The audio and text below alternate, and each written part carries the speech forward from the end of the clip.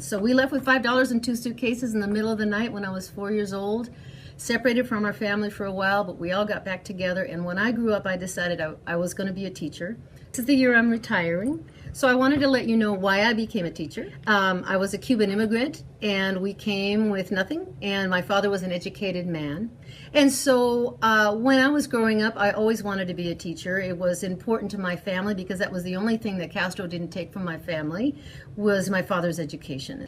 And it was and has been the most rewarding career, mostly because I've been able to love my kids and teach them what it means to be an American, who we are, what we stand for, where we came from. And as an immigrant, I have a different perspective, I think, sometimes than other people that have been born here. And so I want them to appreciate the freedoms we have here. And so I have spent most of my career teaching them about the world and fit in some math and social studies on the side.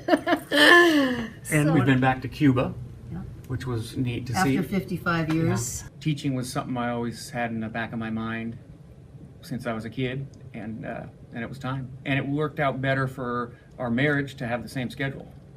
Yes, because I used to be home during the summers, and that's when he did most of all of his climbing. And I was a mountain guide for 13 years on Mount Rainier and some international guiding before that. Ecuador and Mexico, and also McKinley in Alaska. And my knees were giving out. I was getting signs of skin cancer, and it was time to move on. We have. Yeah. We've Fourth, taught fifth, 4, 5, and sixth, 6. and I taught 7th one year. Well, first of all, we decided to be teachers also because we love to travel, so we've traveled the world together, and that's been awesome because we've had all summers off and our kids are grown and gone.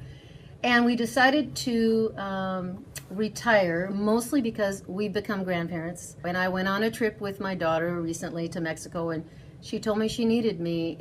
I realized that I've spent 25 years taking care of everybody else's children, but my own children need me now, and I can't wait to get my hands on them.